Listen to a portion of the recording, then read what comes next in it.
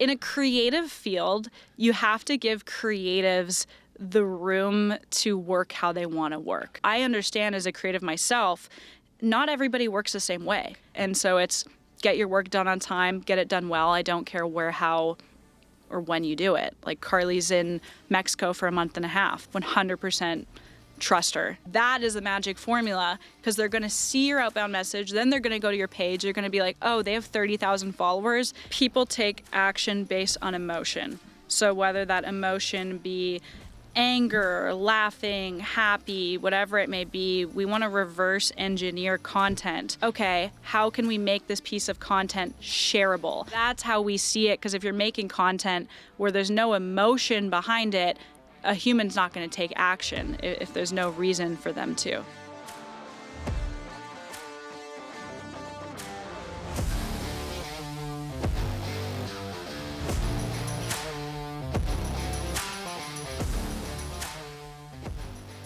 Maddie, thank you so much for joining us on Careers Under Construction today. I really appreciate you coming on. Thank you for having me. Excited to be here. Your entrepreneurial journey started unusually early. I think it was 13 years old when you started like the fashion line. I'm curious, can you tell me about like your experience when you were younger and how it shaped your mindset into who you are today? Yeah, so when I was 13, I followed Gary Vee and all these other people online. I don't know why in the first place. And he posted this video talking about how DMs were going to change the world. DMs were brand new about 10 years ago, and you could reach out to anybody in the world that you wanted to. And back then, I loved fashion. I felt like when I put on a new outfit or I planned out how I wanted to look for the next day, I could be a new person. And I didn't have many friends, so like that was a big deal for me. So fashion was important. I wanted to be a fashion designer, and I took that advice and I went ahead and messaged a company and became a fashion designer. And so I think like back then how it kind of changed my mindset is you can do anything you want in the world. You just have to go and get it. And it really is, as like Alex Hormozi always said, it is just doing as many outputs as you can, or as many inputs as you can to get an output. And so that's how it definitely shaped my mindset as an early age. Crazy. So you just DM'd this company. Yeah. And do you remember like what you said and like what their response was? Just out of it was curiosity? just like a copy paste message. I messaged like Lululemon. I messaged Nike. I met like all these companies that would never respond. And Triple Flip responded. They were based in Calgary, a teen activewear line. Okay. And I think the message was, I believe I sent them some of my designs of like ball gown dresses. And it was just like, these are some designs I did. I love fashion. Would love to like design for you guys or something like that. I'm sure I can find the DM. But, so at that age, it was like a numbers thing, right? You probably sent like 100, 150 DMs and then somebody responded and here's an opportunity. Yeah, exactly. So fast forward then, and then you're in school for architecture. You dropped out of school, pursued building your own agency full time. What made you take that leap of faith? Because, you know, at an age of, what age were you at that time? Like around 20 years old? I was 21. 21? Yeah. Like that's a big leap, right? That's takes a lot of courage. Tell me about your mindset, like what made you want to do that? Yeah, so I was already 3 years into school, which I think the decision would have been made easier if I was early on in my like university career. But 3 years in, I mean, I was 2 years away from a degree, right? But I never wanted to be in architecture. I wanted to be in business school, and people still to this day, if they don't know my story, they assume I graduated from Asper, which is really funny. And I couldn't get into Asper. I can't do pre-calculus. I can't do my multiplications. My brain doesn't work that way. So I would be in class and people would be like, Maddie, you're not meant to be here, even though I would get Dean's honor roll consistently. And so like my mindset around it was, I was never convinced that it was going to work. I never was going to really drop out. I didn't want to be there. But the moment that made me really switch was I met somebody who owned an agency. He was in Mexico, and I was just talking with him, and it was the first time I was integrated into what it would look like if I owned an agency full-time as a young entrepreneur, and to have all these people and to have these groups. And he convinced me to drop out. there was this whole list, but that was kind of the moment. And I called my mom and I was like, "Hey, Mom, I'm dropping out of school." She wasn't very happy, but now she's on my payroll, so it all works out. So that was a moment. It was just, I didn't want to regret not doing it in the future, because you have to take risks while you're young. Even to this day, I don't have that much responsibility, right? And if I'm going to lose and fail and take risks, now is the perfect time to do that. And that was kind of the mindset around that. If I have to do this now, or the opportunity may not be there in 2 years, and I could fully regret that I didn't go down that route. And I don't want to regret anything in life. That's a very mature outlook to have at that age. Like, I feel like when people are in university, they're kind of on like almost like autopilot, where it's like, hey, I just need to get through this 4 years of university, get this degree, then I'll figure out what I'm going to do. Whereas you figured it out during school. You met somebody, he convinced you to drop out, and away you went. Now, at this point, I'm curious, like, do you remember the conversation you had with that dude, like, who had that agency? Like, what were the, like, pros and cons to, like, dropping out at that age? I don't remember specifically, but like, I remember. But it was impactful enough for you to be like, fuck it, I'm leaving school and I'm starting this thing. Yeah. I remember being there and having that conversation, and then I went on a walk and I was by the beach, and that was the moment. I actually have a video. I took a video of myself on Snapchat because I'm like, I'm going to want this at some point, and I saved that video. I still have it, of me pretty much making that decision to drop out, being like, you can do this, remember in this moment, blah, blah. So it's cool to have that video, but I don't remember specifically what he said. And at the point where you dropped out of school, you started your own company, how much social media experience did you have at that point? Like, did you have any idea of who your first client would be? Like, what were your first few steps? Yeah, so I had the company already 2 years before I dropped out. Okay, so it was like a side hustle before. Yeah. I started posting YouTube videos when I was 12 years old. That was my way of expressing myself and being creative. So I was constantly editing from such an early age, where I had a lot of experience, and I started posting on TikTok when I was about 16 years old, and I went viral on TikTok for a bunch of funny skits and then Winnipeg-related content. So I had 62,000 followers already that I could kind of build this company off of. So early on, like, my clients were Dairy Queen franchises, coffee shops, local businesses, and coming from Niverville, everybody knows everybody. So it's just like, referrals are crazy, and when you're selling something for $80 a month, it's not very difficult to make a sale. Right. So like, I knew who my customers were, but I didn't know how I was going to get to the next level, and I was very scared to ask for money. But when you put yourself under that kind of pressure of, okay, now there's no backup plan, it makes you push that much harder, honestly. And that was like I still think to date in the company, the biggest growth month percentage-wise was that month after I dropped out of school. Interesting. Do you feel like in your early years when you made that decision, that you had some people that were, like, obviously you had some fears, some doubts, but were there people specifically that were like, why would you do this? You can't start a company. You're 21. Like, did you feel like you needed to prove the haters wrong?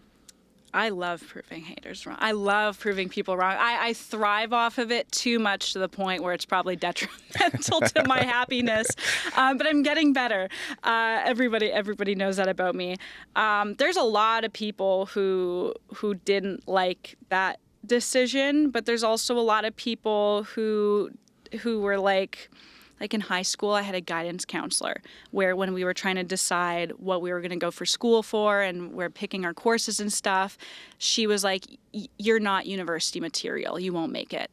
And so there's always been people like that. There's nobody specifically I'm going to name about the business side of stuff, but, like, of course, you just have to push through with what you really want in life. For sure.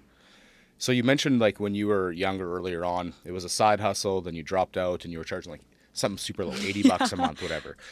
Now, when you get your first 10 clients versus your first 100, like, the same systems, don't work, right? The same operating system, the same people, maybe it was just you and you grew a team. But what changed drastically from, year one or day one to where you are today?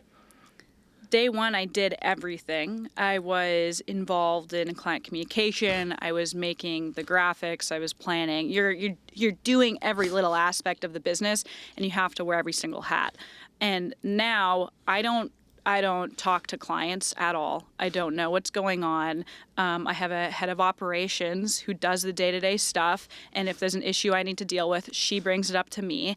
And my job is 50% leadership HR and then 50% just mad marketing. And like the biggest change, I think, has just been the way that the world has evolved with AI and automation. 5 years ago, you didn't see AI used in businesses at all. I don't even know if it really existed. And now we use it in almost every single process. And we're constantly developing it in our systems and adding it. Like our onboarding system is completely automatic, and there's AI in there and everything. And we've probably saved 5 full-time jobs just by integrating AI into our company. That would be the biggest difference. Yeah. Yeah. What does your day-to-day look like now? Like you mentioned 50% leadership and then 50% mad marketing. Yeah. Like what does that mean, mad marketing? Like, are you still getting your hands dirty in the marketing material that your clients are doing, and like you're coming up with the creative stuff, or walk me through that? The like the mad social profiles and Okay. my personal profiles Right. is what I consider mad marketing. So we have a team member, Armin. She's the one in charge of like putting together scripts for me and ideas, and she schedules the content. She writes all my captions, and then I just go in and approve it. My job is to be on camera. She gives me the material. I have to show up, show face, do that kind of stuff. I have to make decisions about ad budgets. I have to make high-level decisions about what conferences we want to do this year. But I'm not the one running the ads, right? I'm not the one editing the videos. I don't do any of that stuff. So that's kind of the day-to-day on like the marketing side. And then like the leadership side, it's different every day. Sometimes issues will come up that I have to fix, or Blaze will bring a suggestion of, hey, like client XYZ was feeling this. Maybe we should change it within our system. Maybe we should have better training for this. And so I'm redoing training documents. A lot of my job is hiring. So getting on hiring calls, sending out offers, doing employment contracts. Right. Yeah. More so working on the business as opposed to in the business type of thing. Yeah, which has Cool. been a great switch for me, because 3-4 years ago, Yeah. you never would have seen me doing that. I was such a control freak. It was ridiculous. Interesting. So I saw you made a post recently about you've been a founder. So you've been in every aspect of the business. You've worn so many hats. And now you're learning how to become a CEO. And I think what you just alluded to, like kind of what the answer to my next question would be, is like, what's the biggest thing you've had to learn in that transition period? What you just mentioned is like kind of letting go or trusting other people. Maybe that's it, or maybe it's something different. Yeah, it is trusting other people. Everything comes down to trust. And people will say, oh, you have to delegate your tasks. Yeah, okay, but how do you delegate your tasks? The expectation is never to just delegate everything all at once. That's unrealistic to ask of a founder, because founders are heavy control freaks. It's their baby, right? They're allowed to be control freaks. So I would break it down and look at what's one little thing you do throughout your day that you can pass off to somebody.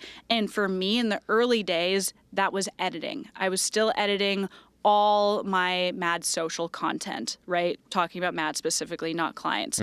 And so I offloaded just a few edits to see if they would get the vibe. And so that's one thing. I can still do everything else. Once I feel comfortable with that, maybe the graphics I can offload. Maybe the next is scheduling. So it's never, okay, I need to offload everything at once. It's how can I do little steps to get myself out of that comfort zone and build up to being okay, where I can just hand off huge projects here and there and not have to think about it. Another good thing, I saw this on Instagram the other day, Gary Vee lives by the 10-80-10 rule, which you have to be in 10%, the beginning 10% of the project, the middle 80%, you shouldn't be involved at all, and then you should be involved again at the end 10%. So it's idea generation, and then just the end, like making sure the execution was there, giving any feedback and improving it. Like the deliverable. Yeah, and that should be your job as a founder. So you want to get to that point, but you can never get there all at once. And as you've grown this team, you've gone from just yourself to how many staff now, roughly? We have 12 full-time, 4 part-time, 30 total. Okay. Wow. And you said it's fully remote. Yeah. Cool. Yeah. So tell me, like, obviously to have a fully remote team and no office, there's a high degree of autonomy, accountability, trust. How were you able to kind of create such an atmosphere like that? Yeah, so meetings, we do one-on-one meetings every week. We do team meetings every week. We do Friday in-person optional work days at my house because we have the dining room set up as a meeting room. And it's in a creative field, you have to give creatives the room to work how they want to work. Like, creative people are never going to conform perfectly to somebody's system, where like an analytical brain type of person, they need that structure and they thrive in that sort of thing. Okay, you have to work from this time to this time. These are the tools you're given, whatever. Where we focus on, these are the tools that are you can use, and then these are like our communication frameworks and stuff you have to do. But how you execute the actual work is flexible, because I understand as a creative myself, not everybody works the same way. And the way I'm going to do something isn't going to be the way somebody else does. And it doesn't mean it's better or worse. It just is a preference thing a lot of the time. And that there's a lot of trust there. We do what's called flex work. And so it's get your work done on time, get it done well. I don't care where, how, or when you do it. Like, Carly's in Mexico for a month and a half, and she's working there fully remote, and 100% trust her. And we can tell if you're slacking on your work. Like, it's not very difficult. I want to double click into that part then. Yeah. Like, you can tell if somebody's slacking or not. Yeah. So are there like certain KPIs, like key performance indicators, that you track on laptops or on their work, or is it mostly just like the outcome and the client satisfaction that you're judging this off of? It's very judged off of outcome, but like having your content plans done in advance. Okay. Having your edit request done the day after shoot is done. Always having the shoot planned at least 3 weeks in advance. Those are things that, if somebody's being lazy, those are usually the first things to fall, and you can tell right away. Communication also, we have daily communication is mandatory with our managers. I have fired 3 people in the past already because they didn't do daily communication. What are you communicating on? Like WhatsApp. WhatsApp, okay. Yeah. So you have WhatsApp group chats. Yeah, WhatsApp group chats Sweet. with all clients. Emails just like doesn't work for social. There's so much little back and forth, right? Yeah. So if you don't send a message a day, like, you're on the chopping block. That's an easy way to tell if somebody's slacking. Yeah. That's very interesting. I feel like that's so different than most businesses, but the way you described it is creatives need a certain way to work, right? And they need that autonomy. How they work is very different than how your traditional like accountant or what what have you may be working. I find that really interesting. You mentioned earlier about your pricing strategy, and obviously you've kind of evolved with your business. You've grown a team. Obviously, what you can offer clients is drastically different now than what it was in day one. How has like your pricing model changed, and how has it influenced like the business and allowed you to grow? Like you said earlier, you were scared to ask for money. Yes. Right? But now you're probably, I may be wrong here, but you're probably at a point now where the service you provide is worth the money. Yeah. Right? Yeah. Well, and that's a huge mindset shift. Right? How did you get there? Blaze.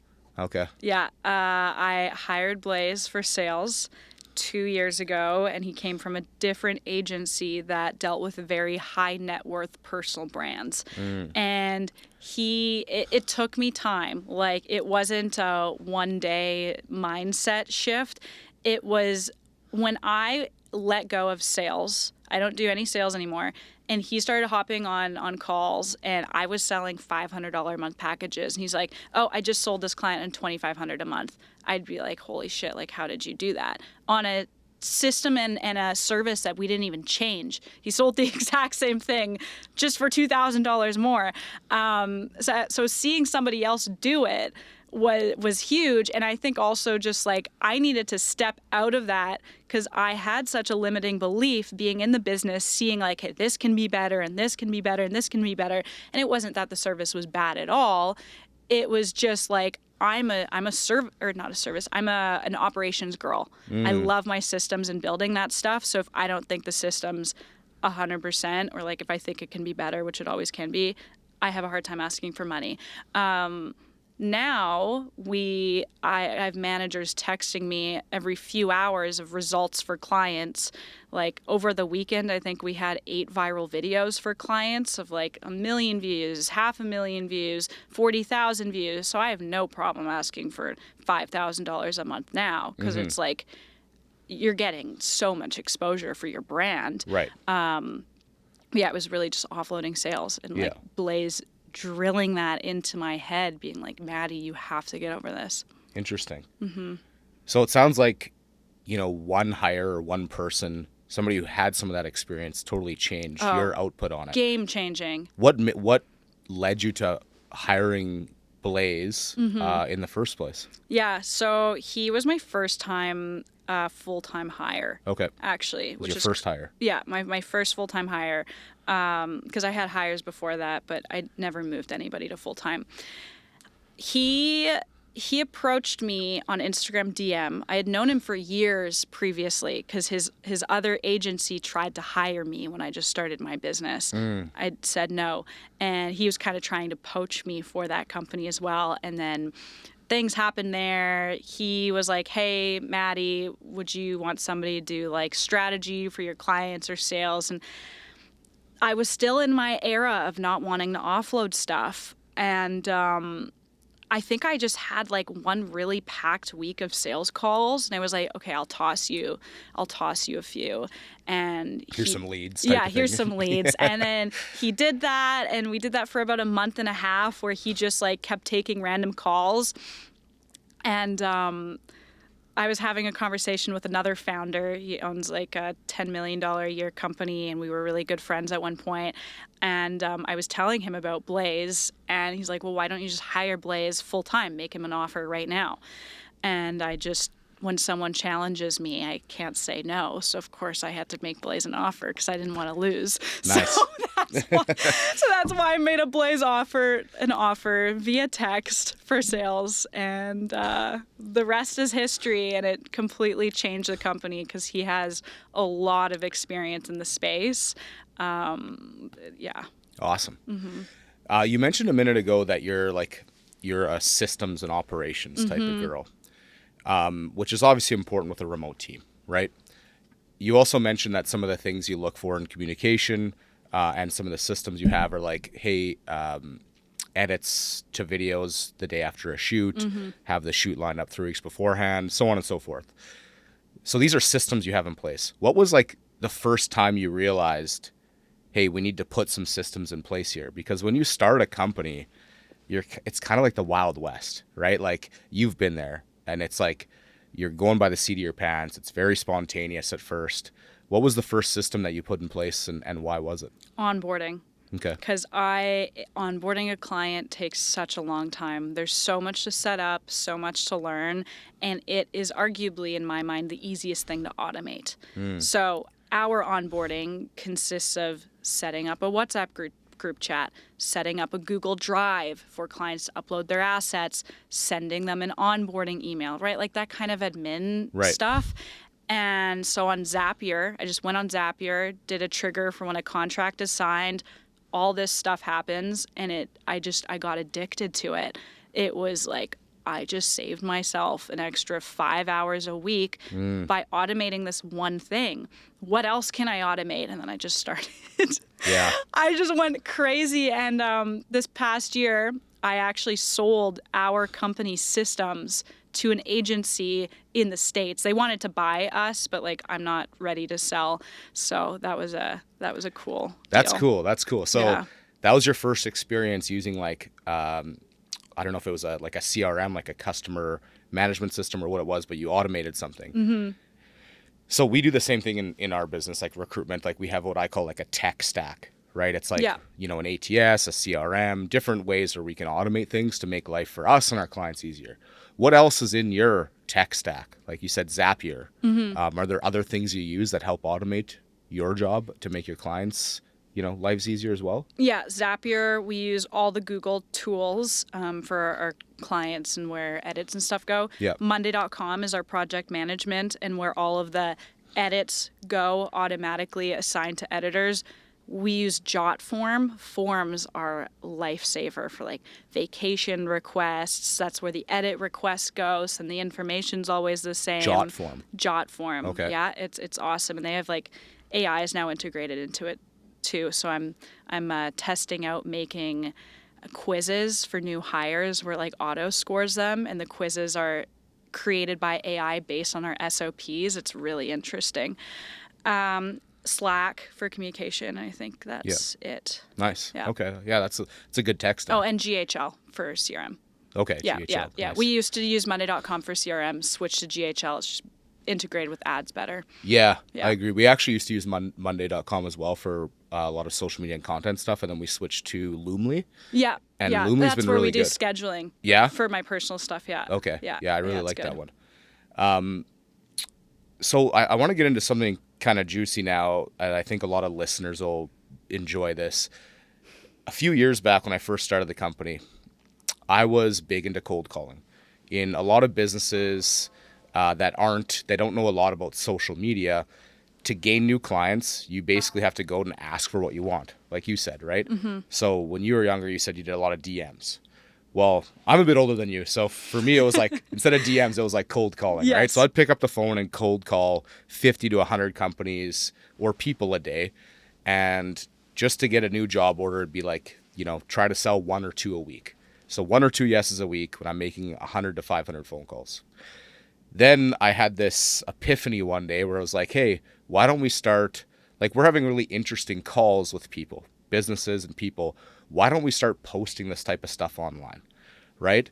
It demonstrates your industry expertise to a larger population of people that do not know you. And once we started doing that, the traction that we got was pretty profound, to the point where, I made my first full-time hire was Cass, our social media manager, and she really helped me scale that to now, we're 5 years into the business, and for the last 2 years straight, I haven't needed to make a single outbound business development call because we're getting so many inbound leads. Mm-hmm. Obviously, that's not new to you. What would you say to companies that are still operating in that mindset? The analog function, the one-to-one, the cold calling, as opposed to leaning into social media? First of all, the recording sales call strategy is the best one I've seen out there right now. There's this guy, a young guy who sells life insurance. I don't know if you've seen him, and he records all his calls, and then he'll get just like destroyed, like shut down on the call, right. And then he'll start dancing. And it is the best thing yeah. ever. It's so authentic. It's so real. Brands doing like brand building on social lasts forever, specifically personal brand. When we get on a sales call for a company and they're like, yeah, we want to build this brand online, on social, we're doing like outreach, but we don't have our faces on it. We don't want our faces on it.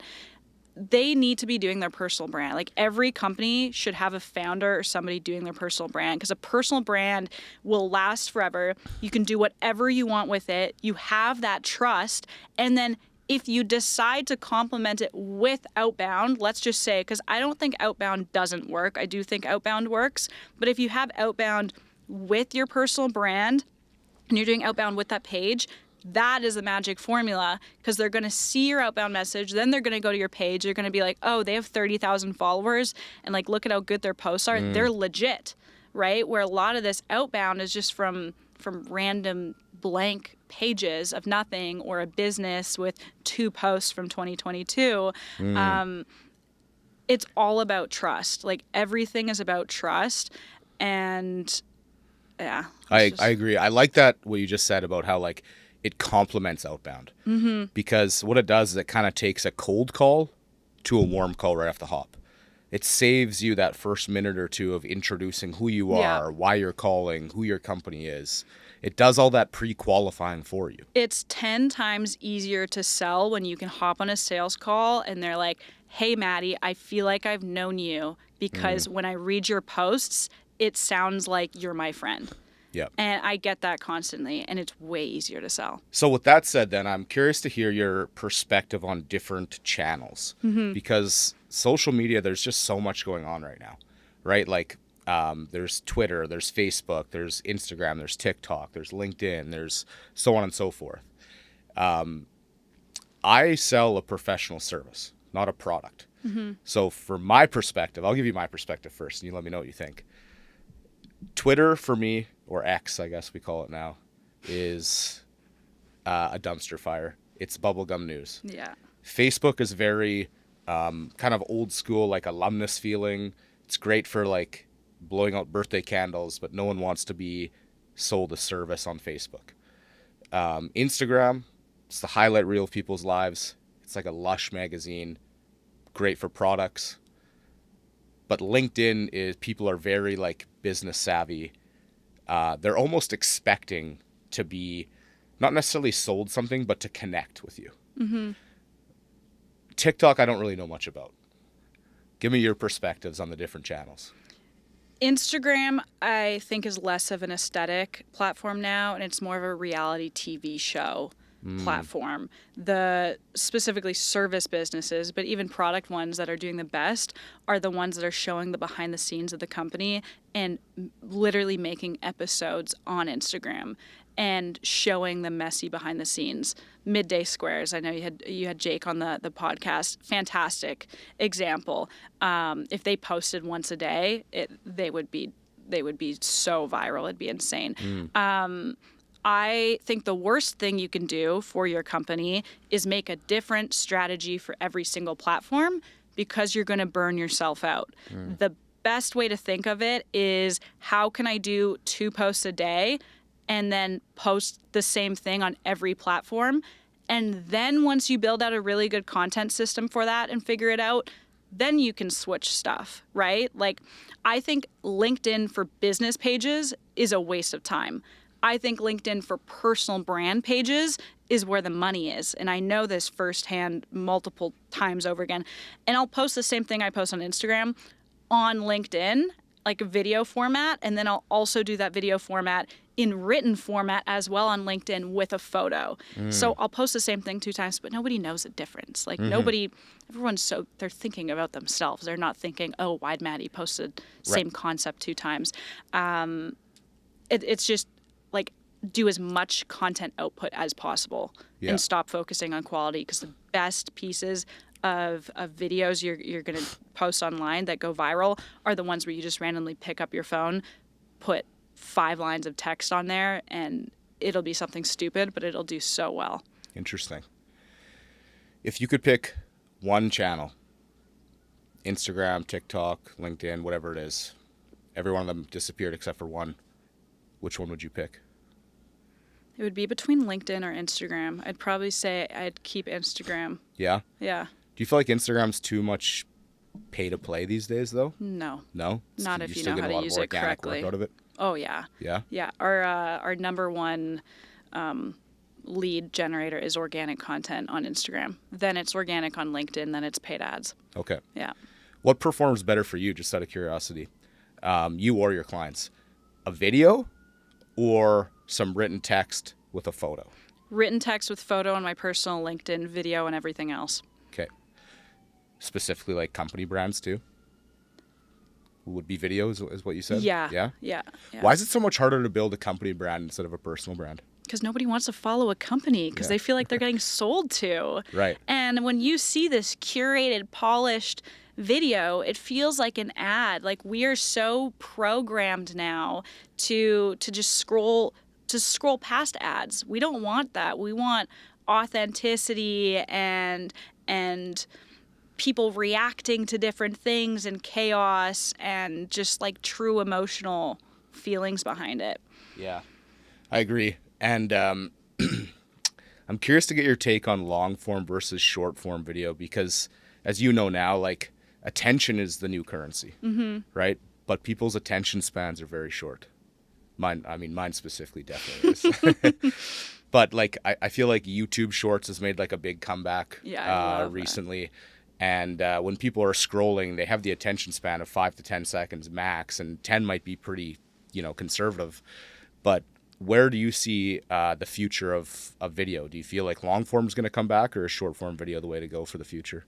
Okay, I have a little bit of a long answer here. So first of all, we want to understand how the algorithm actually works, because I don't think they're going to change it anytime soon. The algorithm works off of watch time. So it's how long are people watching your videos? And ideally, you're hitting that 100% mark, right? So the answer is, how long can you keep someone's attention for? And if you are someone giving actual tactical value and are implementing little hooks within the video, you can probably keep their attention for 5 minutes on a long form video and be completely good. I think that long form is how you build true fans, but people have to find you on short form first. It's impossible to just post long form and grow now. Like, nobody's gonna watch you for 5 minutes straight unless they know, like, and trust you already. So you have to gain that on the short form, but you gotta have that 100% watch time, because platforms make money off of ads, right? And people watch more ads when they're on the platform for longer. So that's why they reward when people are watching videos for the full amount of length, and they're going to keep feeding them those videos. That's a really good point. Specifically, like, I can relate to that, because when we started our podcast, obviously no one knows, what we're doing. We're new, right?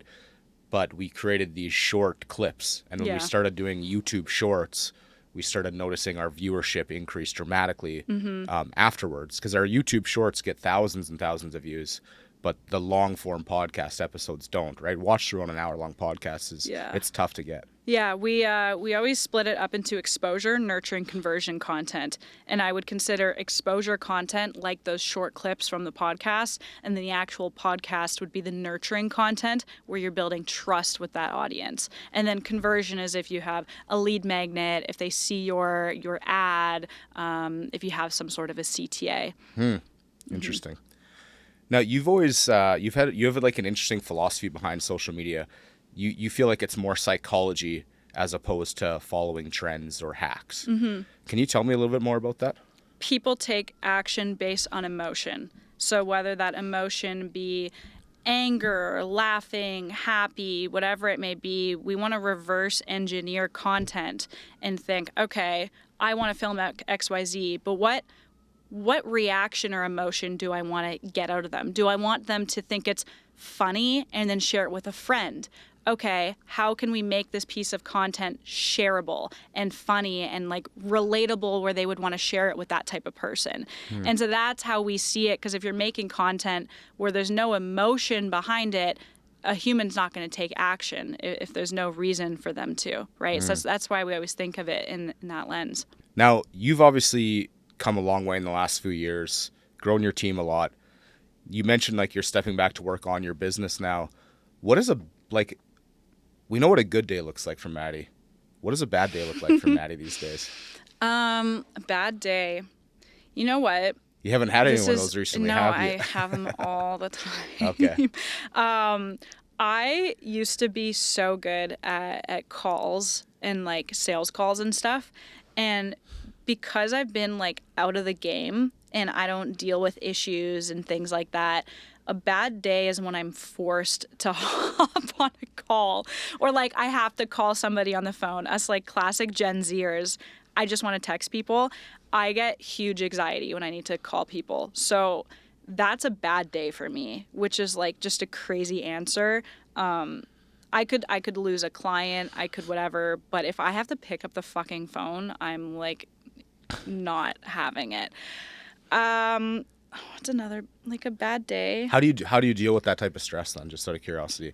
Like some people have like figure it out. Nighttime planning where they plan their next days, or like for me specifically, I'd like to, I have a morning gym routine, but like how do you deal with stress in your, busy entrepreneurial life? Yeah, my Sunday evening planning works good. So I have one of those like sticky note, the electric ones on your computer home screen that outlines a bunch of questions that I go through every single week. Even one of them is just making sure I have a date night with Blaze blocked off for the week. Like that's super important to us because he's on calls all day and I'm always working, and like I work until I go to bed. So making sure we're blocking off that time together. Time with him honestly helps with my stress. I love gardening and cooking, weirdly. Cool. So those two things just like calm me down. I could be having the worst day ever. I could have just dealt with a really shitty situation. But if I find this fun recipe that I want to try and I cook and I listen to music, I'm a whole new person at the end of it. Okay, I got to ask you then. Yeah. Favorite meal to cook, Okay. and what song are you listening to? Oh. Country music. Okay. Puts me in a really good mood. It's not my favorite kind of music, but if I'm cooking, I'm usually listening to country, like the song Pontoon I really like, or like 9 to 5. That's a good, I like putting on those type of tunes when I'm cooking. Classic like housewife sounding music. What was the other question? What's the meal you're cooking? What's the meal I'm cooking? Yeah. I cook weird shit. Like I found this, what is it? Like, what are the big chives called? They're chives, but they're huge. I don't know. I don't really eat I don't know those. what they're called, but that, and it was like an Egyptian dish I found on Pinterest where you like roll these giant chives into a circle and then it's like a peanut spicy sauce. I like cooking weird stuff where I'm experimenting, or pasta is like my favorite food. So I'm always making some sort of pasta and just throwing in random stuff and seeing how I can make it. Yeah. So you're freestyling a lot. I like it. Yeah. Cool. But that helps me get over stress. Yeah. Like no day is a bad day because I do love it so much. And I think there's so much beauty in failures because you can grow so much from it. I love that. Let's talk more about that then, because you're a very young entrepreneur. You're in your early 20s. A lot of maybe some of the staff you have are older. Obviously, a lot of the clients you have are older than you. Do you ever get imposter syndrome? Like, do you ever wake up and be like, I can't believe I'm in this position right now? I did in like September, October, and that was the only time in my entire life. And I don't know why I had it back then. Now I'm totally good. Yeah. So I haven't had it chronically, no. No? Okay. No. Interesting. What you talked about earlier is on Fridays you have your team meetings or optional days at your house. Mm-hmm. You are maybe Winnipeg's first content house, we'll call it. Sure. I want to hear, like, tell me about this house. That's I want to hear about like how the rooms are, organized and like where people meet. Like, tell me a little bit about this house. Yeah. I bought the house in May. Okay. And there's where in the city? St. Vital. Okay, sweet. You would think 4 bedrooms and a den would be enough for 2 people, but it's not. Well, it doesn't sound like it's just 2 people. No, on Fridays it's not. So the dining room is set up as a meeting room. So we have a 6-foot long whiteboard, like one of the flippable ones in the dining room. We have a full like coffee stand in there as well. Pretty large table with like comfy chairs, fluffy chairs, like not chairs you would normally see in a dining room. So that's usually where we'll hang out and chill. And then the living room is set up perfectly where we can have clients there, set up a chair, and it's great for talking head content. And perfect lighting. We have all like the equipment and stuff that we set up, and then chairs that people can sit. I have my office, which is where I film content. So I have like a background set up in there that I like. Blaze has his own office. And that's how it looks. What's the basement set up as? Basement's the man cave. Oh, the man cave. That's Blaze's man cave. That's Blaze's That man is cave. not a content space at all. Awesome. It needs a 2-day deep clean before anyone goes down there. What is one thing that you maybe struggled with in the first year?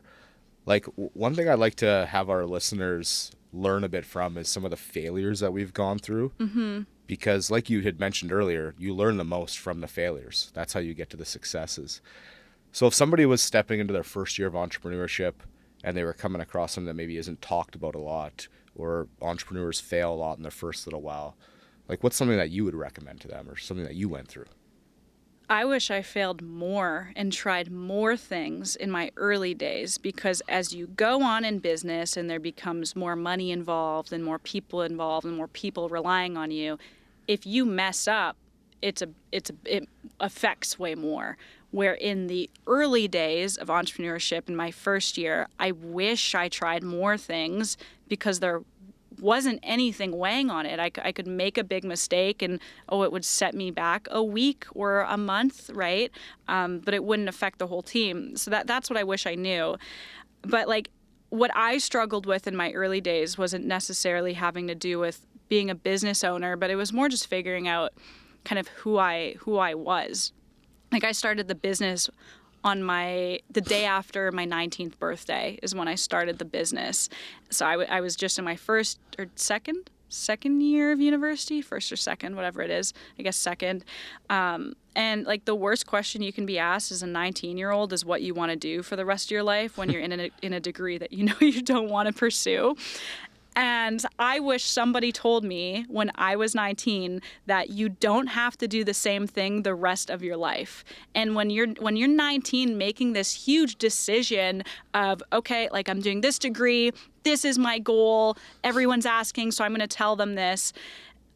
Like nobody does the same thing their entire life. I don't know anybody I went to school with doing the career that they went into school for. Like I don't know anybody. And so I wish somebody told me that, because there was so much pressure back then, so much anxiety to like figure it out, when really we should encourage people in their first year of entrepreneurship, or people in university, or people choosing a career path, like go fuck up, go try everything now, because there's nothing that's going to happen if you fail. Like, what's the absolute worst? You're probably living at your parents' house, yep. Right? You probably don't have too many expenses.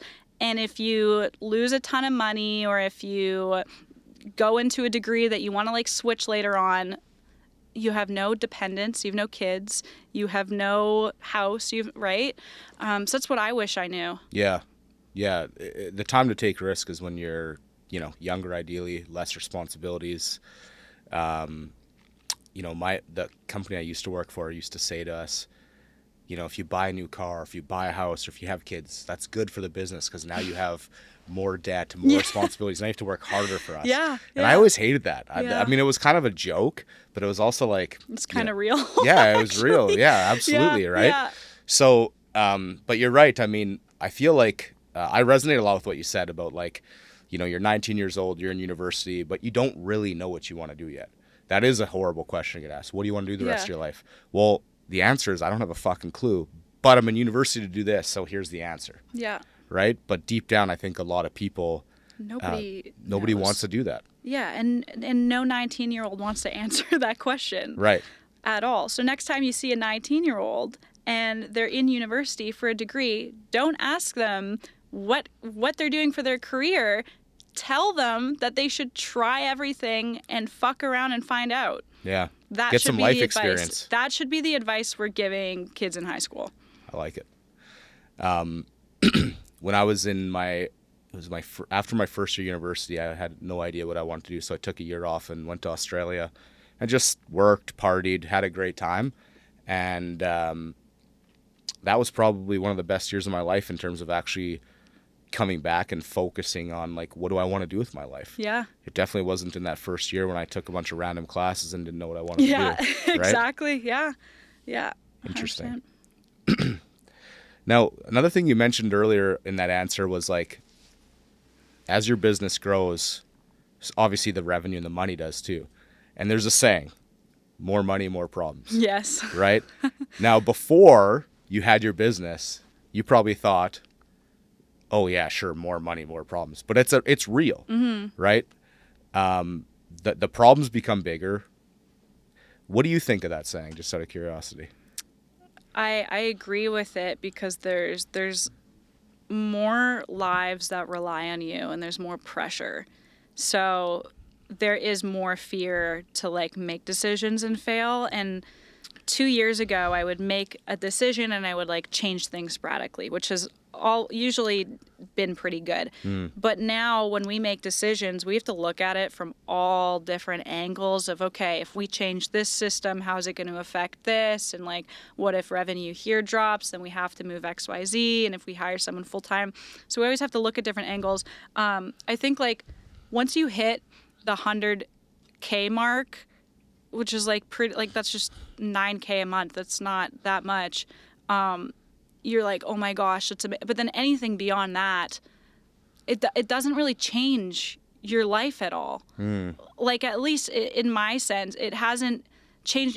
Your expenses go up, and the pressure adds more. It's not like you have, I don't know. Oh, I know what you're saying. Like it's not as glamorous as people think. I get it. I get what you're saying. Kind of what you're saying is like, having a successful business, it's great, but it's not about nice cars or like tangible items. One of the nicest things is like just not being stressed about going out to eat. Yes. You know? Yeah, not having to like look at the price tag if I want to buy a nice blazer. Right. Yeah, right. That's like that little stuff things. is enjoyable. Right. It's those little things where it's like I'm so glad I didn't even realize what the cost of gas was today. Right. Like, yeah. Like that type of stuff is nice. And then also being able to employ people. Yeah, it's like the team is amazing. I'm so picky with who I hire, like so picky. If you're hiring Mad, you're like working with really good people because I don't hire losers. It's just, I care so much about them. Yeah. That's great. I remember when I made my first hire, and I still think this now when people join the team, but I actually feel honored that people would come to work for me. Yeah. It's like, wow, you'd rather work for a company like me as opposed to some like large corporation where you could have like this really, cool, I work for Pepsi or something, right? Or this glamorous office. Yeah. And so I feel like a responsibility, I'm sure you feel this way too, is like, we can't let these people down. Like it's our responsibility. Yeah. They're our responsibility now. Yeah. I guess the only, and I still wouldn't consider it imposter syndrome, but the only like imposter syndrome I've experienced is when I hire somebody and it's like, wow, they're putting their life and their livelihood in a 24-year-old founder's hands and like relying on me to grow this company so that I can promote them and like they can grow with us. Because our whole pitch to people is we've doubled every single year. And so that's why I think like working at Mad's a great opportunity because there is so much growth potential in it, but it is a lot of pressure on me because it's like, okay, I have to hit these numbers and these targets so that I can promote people and make better lives for them. Yeah, I love that. And it's true. And that's when you become, in my sense anyway, that's when I became a man and when you become a woman. It's not when you're 16 and get a driver's license. Yeah. It's not when you make $1 million. It's not like a lot of people think there's these different things when you become an adult. In my opinion, it's when you become responsible for other people. Okay, I love that. So I don't need kids to be responsible. No, you don't. You have a team. Already. You have a team and you're responsible for all of them. Right? Like if your revenue all of a sudden drops, you're still responsible for those people. If your revenue increases, you're still responsible for those people, right? Yeah. And that responsibility of other people makes you who you are. You know what's interesting too? That plays in my head a lot. And sometimes it makes me second guess how big do I really want to grow this? Because it's how many people do I really want to be responsible for? Right.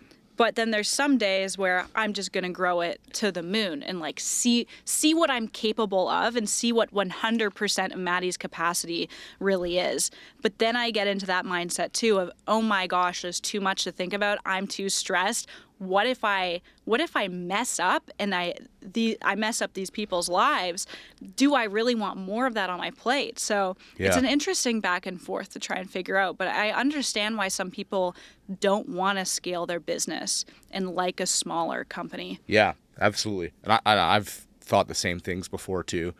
And then I read this book. It's called The Power of One. I actually have a copy of it here. I'll give it to you after if you want to read it. But basically, the guy compares what it's like to scale a massive corporation versus stay small and nimble. I love that. A one-person team, a three-person team, a five-person team, and what kind of the pros and cons are to both. So it puts it really flipped a perspective, in my opinion, on, and it really depends, I think, also on what season of life you're in. Mm-hmm. For Are sure. you in this building season? Are you in a season of you like freedom? Do you want to build wealth? Do you want, you have to decide on like where you're at in life first. But it's a good book to like put a different perspective on things anyway. Okay. Yeah. I gotta read that. Yeah. Yeah. Now I'm curious. You said you follow, like you name dropped some people, Alex Hermosi, Cody Sanchez, so on and so forth. You've gotten a lot of advice, I'm sure, through people, but also online through social. What do you feel like is like the best piece of advice or like the best quote that's like really resonated with you and that stuck with you? Oh my. I feel like I get asked this question all the time. Oh, really? And Okay. it changes weekly, and then I never really know the actual answer. I mean, like, the failure one I mentioned is just such a classic in my mind because I do think truly so many people are afraid to fail, and it's not as bad as it needs to be. A piece of leadership advice that has really resonated with me and that I use is, at the end of the day, as a CEO or a founder, you are a human dealing with other humans. And I don't think we need to put on this crazy boss-like face to try and be a leader to people. I think it's important to showcase vulnerability to them as well. And like not vent to them, but if something happened in the company or something's wrong or you're having an off day, like let them know so that they know that they're not the issue. You're just having an off day and you're human as well. And you can treat them with respect that way without being like their boss.